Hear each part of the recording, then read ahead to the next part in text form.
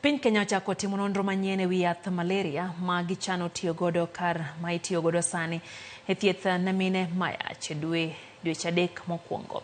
Kaka Youth leronwa higa mar 2022 duol matayo thieth e piny mangima nochiwo chik mondo mi ti kod yadh malaria mar Artemether Lumefantrine ma en yath ma owinjo bed ni imiyo minego. Kata kamano jolony koni yadhno pod ok ti e rang'iny madwarore kendo koro gitimo nonro ne yedhe moko ma koro gichano tiyo godo kar tiyo gi yath ma kamano.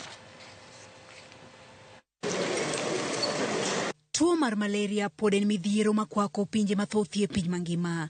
Kaluwore gi nonro mar duol matayo thieth e piny mangima WHO, e higa mar 2023 e piny mangima, maromo ji 600,000 ne owito ngimagi nikech tuo mar malaria, ka e higa mar 2022 maromo ji 249,000 ne oyudo tuo mar malaria.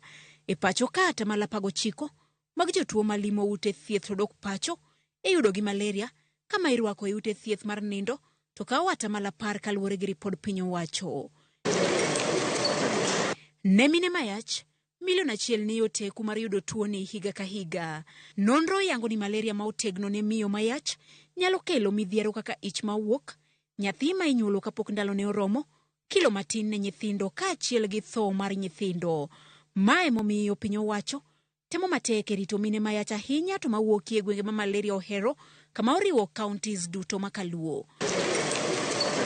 Dwe mar 4 higani, migawo mar thieth ne ooro oboke ne counties duto ma pachoka mondo mi oluw chik mar WHO mane opuodho Artemether Lumefantrine ma ong'ere kaka AL kaka yath ma owinjo tigo e thieth mar malaria ne mine mayach e dweche 3 ma okwongo. Kata kamano jotim nonro koni ochopo kinde makoro nyaka Kenya many yath machielo mabiro chiwo thieth makare kendo mabudho e dend mine mayach ahinya to manie dweche 3 ma okwongo. Riwruogegi kama oriwo duol ma ochung' ne nonro e pacho kae KEMRI ochako timo nonro mar yath manyien ma gikoni oseyang ni berie pinje maoko. E nonro ni gikoni tiyo kod mine mayach e temo yadhno biro bedo makare moloyo. Maduong' mar riwruok mar jotim nonro ni dwani obedi en yedhe mamoko ma inyal tigo kopogore gi AL ahinya to ne mine mapek. Pinje mathoth gombo tieko landruok mar malaria kochopo higa mar 2030. Judith Omondi, Ramogi TV.